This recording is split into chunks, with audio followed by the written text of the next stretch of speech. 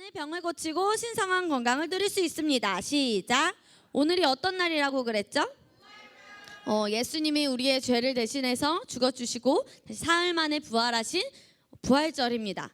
예수님이 죽으시고 다시 살아나심으로 말미암아 우리가 지금 계속해서 배우고 있는 그리스도인은 누구인가에 대해서 이 하나님 말씀에 근거한 삶을 우리가 살 수 있는 것입니다.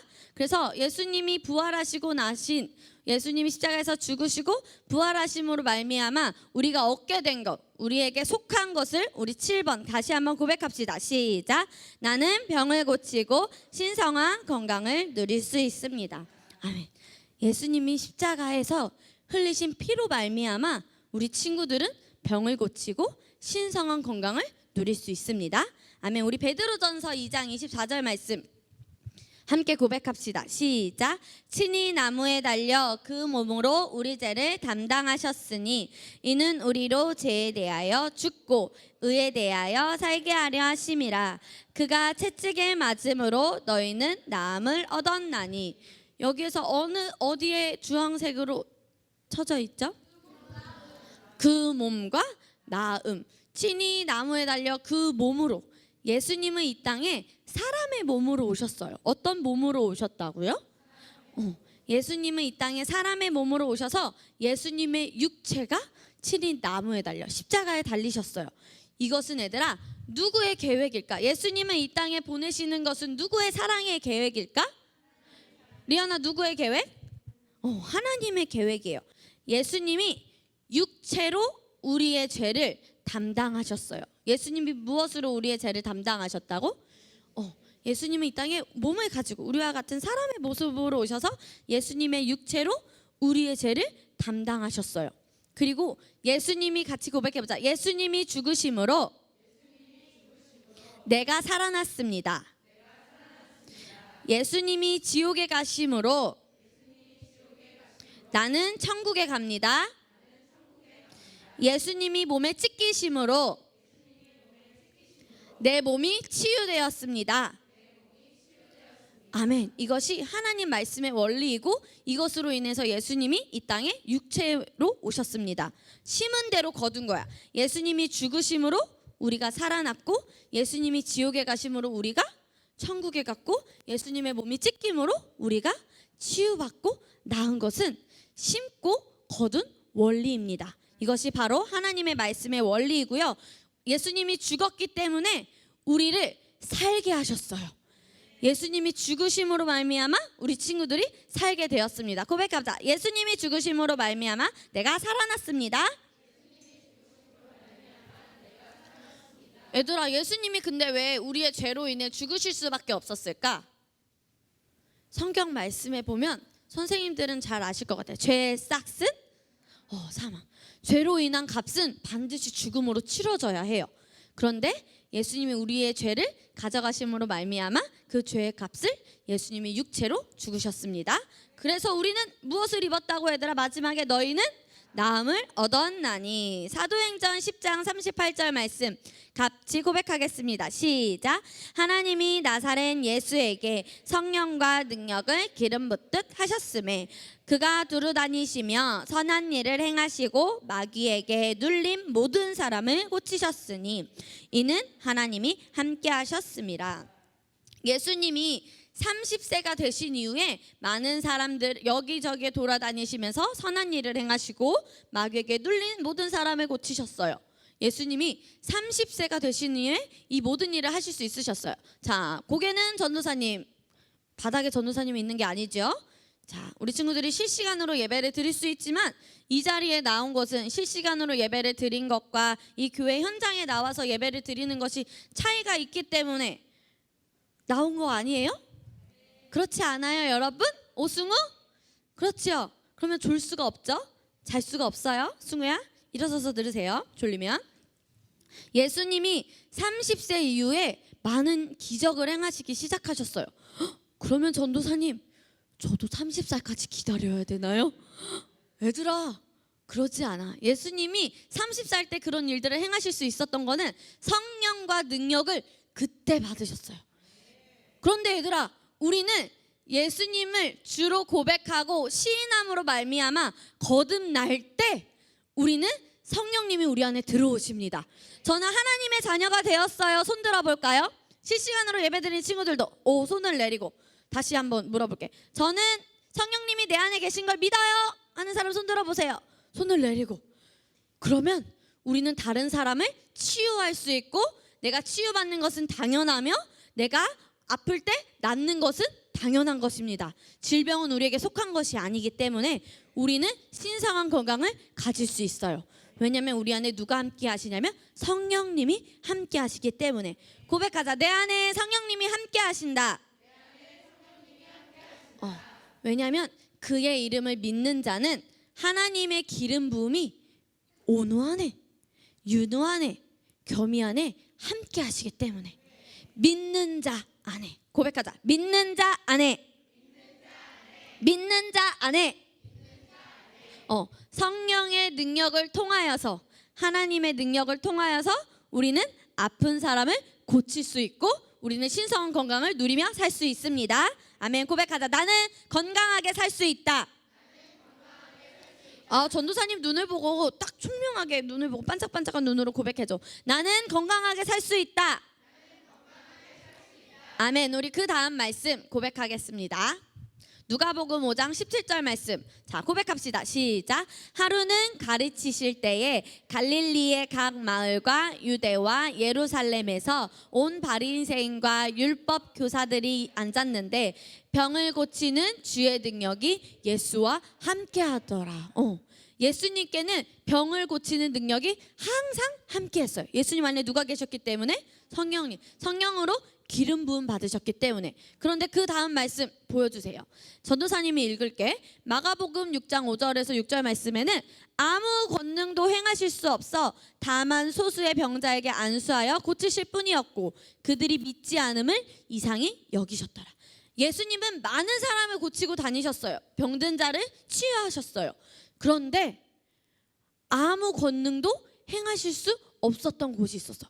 왜 그랬냐면은 파란색. 그 사람들이 어떻게 했기 때문에? 믿지 않았기 때문에. 자기의 속한 말씀을 믿지 않았기 때문에. 치유의 말씀을, 예수님의 능력을 믿지 않았기 때문에. 바로 하나님의 말씀을 믿지 않았기 때문에. 그래서 믿지 않으면, 하나님의 말씀을 믿지 않으면 나을 수가 없습니다. 우리 이것을 이따 뒤에서 더 보도록 하겠습니다. 그런데 우리는 그러면은 어떻게 하기만 하면 될까, 얘들아? 믿기만 하면 돼. 옆에 사람에게 말해줘. 믿기만 하면 됩니다. 믿기만 하면 됩니다. 크게 고백해보자. 태곤이가 고백을 안 했어. 믿기만 하면 됩니다. 아멘. 우리는 하나님의 말씀을 믿기만 하면 됩니다. 우리 마태복음 8장 17절 말씀을, 자, 우리 남자들인데 안경 쓴 남자들이 읽어볼까? 시작. 이는 선지자 이사야를 통하여 하신 말씀을 우리의 연약한 것을 친히 담당하시고 병을 짊어지셨도다 함을 이루려 하심이더라. 예수님이 우리의 병을 짊어지심으로 말미암아 우리는 병 고침을 받았다라는 말씀이에요. 예수님이 겸이의 병을 짊어지심으로 말미암아 겸이는 병 고침을 받았습니다. 겸이는 그러면 아플 수 있을까요? 없을까요? 없어요. 왜냐하면 누가 겸이의 병을 짊어지셨기 때문에? 예수님이 우리의 병을, 모든 것을 다 가져가셨습니다. 우리 잠언 3장 8절에 이 말씀의 중요한 원리가 나와 있습니다. 이번에 여자들이 읽어볼까요? 시작. 이것이 내 몸에 양약이 되어 내 골수를 윤택하게 하리라. 이 잠언 3장 8절 앞부분에 4절, 5절, 6절 말씀에서는 계속 뭐라고 말하냐면 여호와를 경외하라고 말해요. 여호와를 경외한다는 것은 하나님의 말씀을 한준이가 인정하는 거야. 말씀 그대로 믿는 거야. 여호와를 경외한다는 것을 민서야 뭐라고? 하나님의 말씀을 어떻게 하는 거라고? 인정하고 있는 그대로 받아들이는 거야. 전도사님이 김윤구를 보고 김동우라고 의심할까요? 의심하지 않아요. 왜냐하면 걔는 김윤구이기 때문에 믿어 의심치 않아요. 원리언이 원정제인 것을 의심하지 않아요. 원리언이기 때문에. 그것처럼 하나님 말씀에서 말하고 있는 나를 우리 친구들이 절대로 의심하면 안 돼요. 전도사님, 그런데 저는 아직 증상이 있는데요. 전도사님, 저는 아직 약을 먹어야 하는데요.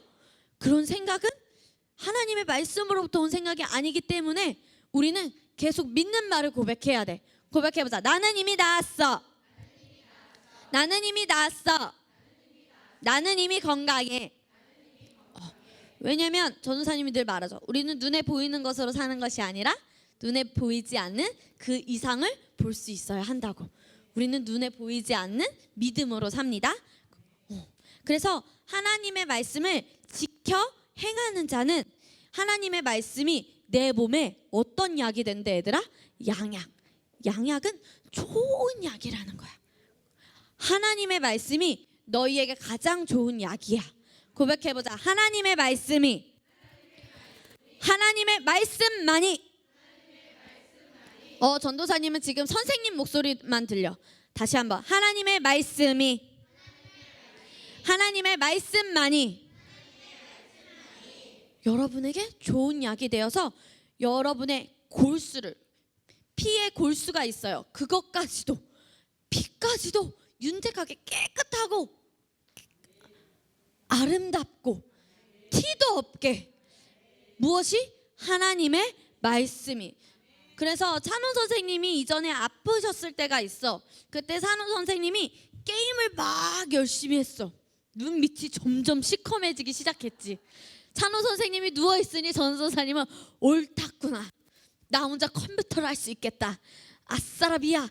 찬호가 병원에서 혼자 누워있는데 골수를 뺀 검사를 해서 24시간, 12시간 동안 돌아 누우면 안 돼. 계속 이 자세로 있어야 돼서 찬호 선생님은 너무 힘들었어.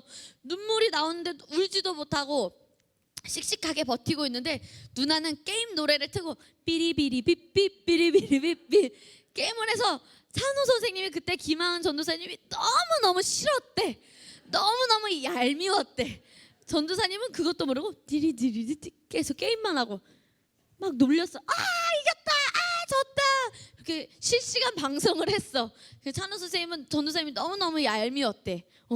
그런데 찬호 선생님 게임을 그렇게 막 이제 하는데 집에서 할 게 없으니까 학교도 못 가고 집에서 막 게임만 하고 있으니까 사모님하고 목사님이 헐, 이래선 안 되겠다.